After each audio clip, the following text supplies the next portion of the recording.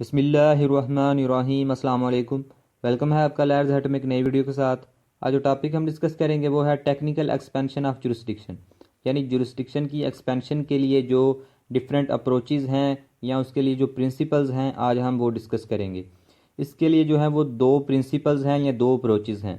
Number 1 है subjective territorial principle और number 2 है objective territorial principal.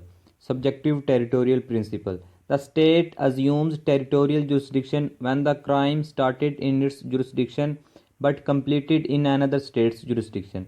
According to this principle, the state in whose jurisdiction the crime was initiated would prosecute the criminals.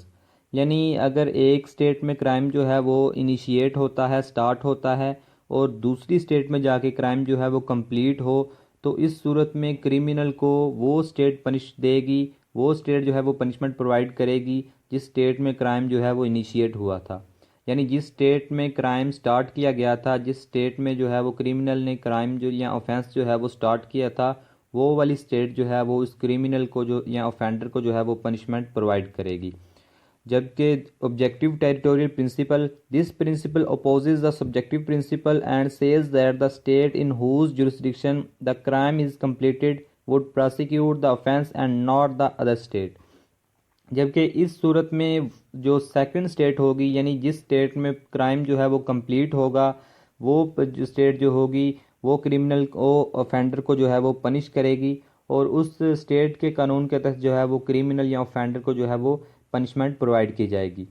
तो ये इन दोनों में बेसिकल difference है। Subjective territorial principal में जो है वो स्टेट पनिश करेगी क्रिमिनल को जिस स्टेट में ऑफेंस जो है वो इनिशिएट हुआ है, या जिस स्टेट में जो है क्रिमिनल ने जो है वो ऑफेंस या क्राइम जो है वो स्टार्ट किया था।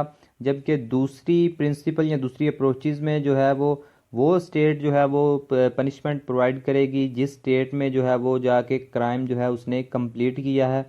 तो ये इन दोनों में जो है वो बेसिक डिफरेंस था। उम्मीद है आपको ये वीडियो पसंद आई होगी।